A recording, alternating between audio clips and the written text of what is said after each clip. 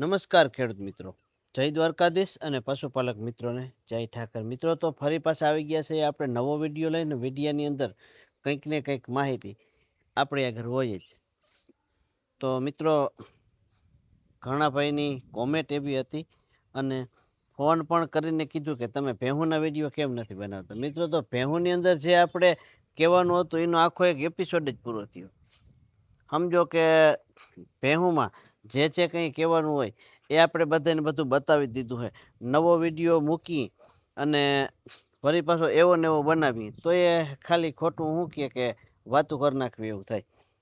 ખેતી વિશે કંઈક પણ જાણવા જેવી વસ્તુ હોય તો ખરેખર બધાને મજા આવે. અને વિડીયોની અંદર કંઈક પણ અલગ જ વસ્તુ તમને એમ થાય કે કીએ છે અને અલગ વસ્તુ કરવા જેવી હોય એ જ આપણે બતાવતા હોય.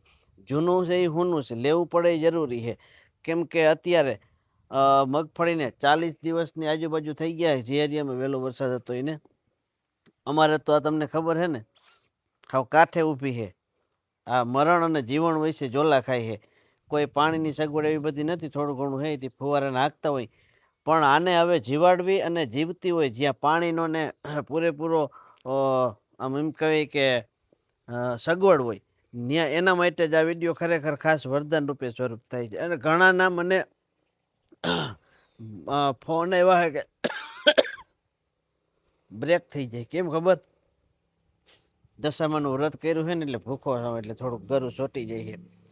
કે હવે આની અંદર ફાલ ફૂલની અને કયો ડોઝ આપવો, ખાતરનો આપવો. પણ હું ખરેખર વચ્ચે આને ખાતર રાસાયણિક આપવાની ના પાડું છું. જે પાયામાં આપી દીધું હોય એનાથી હાલી જાય. અને ઘણી જગ્યાએ આપે છે ડોઝ, એવી ના નથી કે ના અપાય, એવું ના નથી કહેતો. ભાઈ એક બંધાણ થઈ ગયું હોય, આપણે સવારે કેમ બ્રશ કરી અને ચાની ચૂચકી મારતા હોય, આવું કદાચ થઈ ગયું હોય તો નાખી શકાય.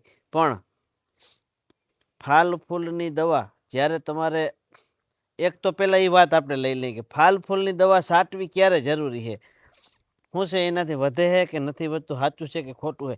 એ મેં તમને ગયા વર્ષે એક વિડીયો મૂક્યો હતો, એની અંદર દવાનું નામ ફતેને કીધું હતું. પણ આજે હું તમને એ દવાનું નામ કોઈનું નહીં દઉં. કેમ કે આજ બજારની અંદર ઘણી બધી એવી દવાઓ મળે છે કે એનાથી ફૂલ ફાલ વધે છે. ખોટું નથી, સાચું છે. પણ એની કઈ અવસ્થામાં, કઈ પરિસ્થિતિમાં અને શું હોય, કઈ રીતે છાંટવાની, આખો છે ને આપણે ખરેખર એનો મિનિંગ સમજ્યા નથી ને ત્યાં સુધી આપણે રિઝલ્ટ લેવામાં ઘણા પાછળ રહી જાય. એક તો વસ્તુ એવી છે કે જમીનની અંદર પૂરેપૂરો ભેજ હોવો જરૂરી છે, એટલે 70% ભેજ હોય તો હાલે. બીજી વસ્તુ એ છે કે એને પૂરેપૂરા દિવસો હોય, એ દિવસોમાં જ જો આપણે છંટકાવ કરીએ તો જ એનો યોગ્ય લાભ અને યોગ્ય પરિણામ આપણે મળતું હોય છે.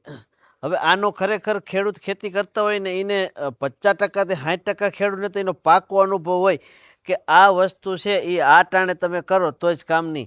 બાકી ઘણા ખરા ખેડૂત એમાં એવું છે કે ખેડૂતનો વાક નથી. હાવ તમે લેવા જાવ ને દુકાને દવા, એટલે તમે ત્યાં એને દિવસો નથી બતાવતા, કેટલા દિવસની આપણી મગફળી થઈ છે, કેટલા દિવસની તુવેર છે, કેટલા દિવસના સોયાબીન છે, વગેરે વગેરે ઘણા બધા પાક હોય.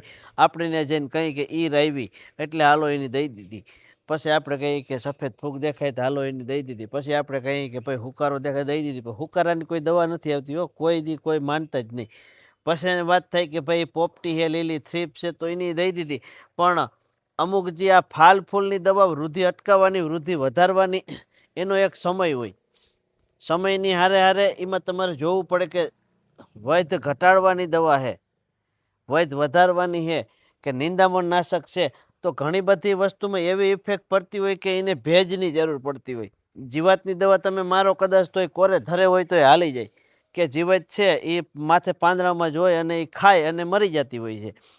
પણ ઘણી બધી વસ્તુ એવી છે કે તમે દવા ના છાંટો તોય મરી જતી હોય છે. તમારે ઘેરે જ દવા હોય એ નથી. એ આપણે એક બે દી પછીના વિડીયોમાં બનાવીશ. તમે એમ કહો કે ખરેખર આવું હોતું હોય છે ખરું?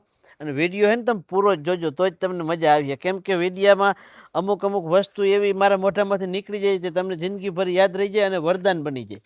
તો એવી વસ્તુ વિશે આપણે પછી ચર્ચા કરીશું.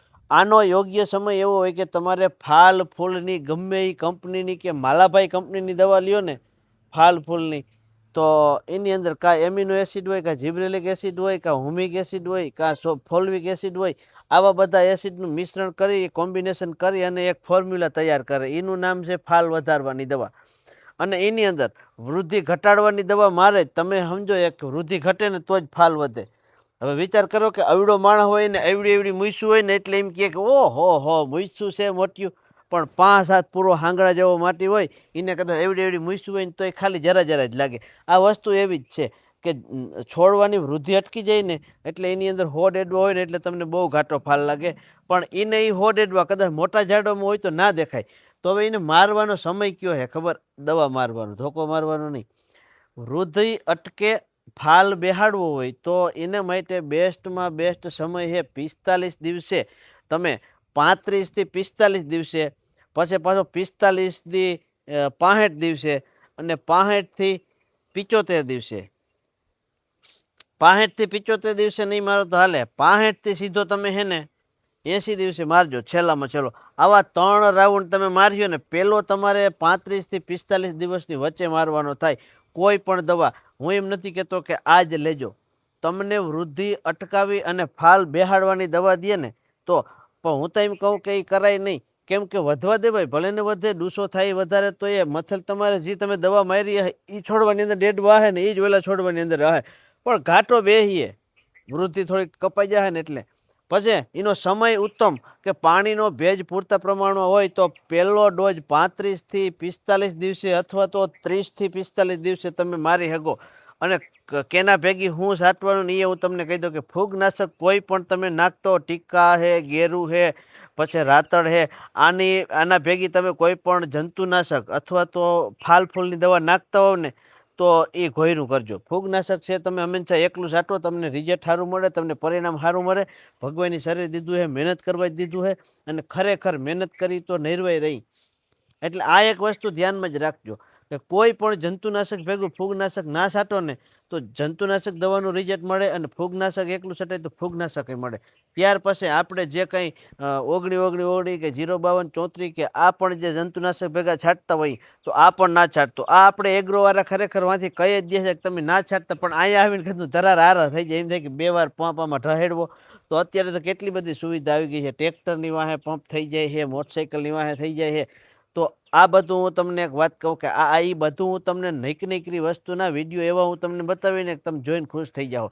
ઘણી જગ્યાએ ઘણા ટોપિક ઉપર વિડીયો મેં બનાવ્યા છે અને તમને ખેતીમાં ઉપયોગી આવે આવી વસ્તુ ઉપર હજી વિડીયો બનાવી કે ભાઈ દવાના પંપ છે, પછી ટ્રેક્ટરથી હાથીડા માંડવીમાં આખું માંડ્યું અલગ પ્રકારના હાથીડા. પણ આજનો મારો ટોપિક મેન એ જ છે કે ભાઈ તમારે આની અંદર અત્યારે ફાલ ફૂલની દવા કરવી હોય તો એનો ટાઈમ આવી ગયો છે ફાઇનલી. પણ જમીનમાં ભેજ હોવો જરૂરી છે. પાણી જો ઘટતું હશે 40% કે 50% જેવો ભેજ હશે ને તમે છાંટશો ને તો એ કામ નહીં કરે. અને એક યાદ રાખજો કે ફાલ ફૂલની દવા તમે એક છંટકાવ કર્યો, એક ડોઝ માર્યો તો એ તમારું કામ નહીં આવે. તમારે આના 3 ડોઝ ફરજિયાત લેવા જ પડશે. આ હું કહું કે કોઈ એગ્રાવાળો કહે કે કોઈ કંપનીવાળા કહે, આ એક તમે વસ્તુ ધ્યાનમાં રાખીને કરજો. કોઈ દી તમે પાછા નહીં પડો. અને 1 વીઘામાં 2.5 થી 3 પંપ ઉતારવા જરૂરી છે. અને એ તમને કહી દઉં કે વીઘાની અંદર 3 પંપ ઉતારવા હોય ને તો ટ્રેક્ટરના ઓયણીના ક્યારાની અંદર 9 વાયરું હિમર હોય એમાં 3 પંપ ઉતારવા પડે. બાકી 20ની જારી હોય આમાં 2 પંપ ઉતારો તો પણ હાલે વીઘે. તો આપણે આજના વિડીયોમાં બસ એટલું. કાલે ફરી મળીશું નવા વિડીયો સાથે. અને તમારે કોઈને ફાલ ફૂલ વિશેની કઈ દવા મસ્ત આવે હારામાં હારી એ વિશે જાણવું હોય તો કોમેન્ટ કરજો, ને અથવા ફોને કરી દેજો. આપણે તમને લાઈવ જવાબ આપી દઉં. આવજો. જય દ્વારકાધીશ ને હર હર મહાદેવ.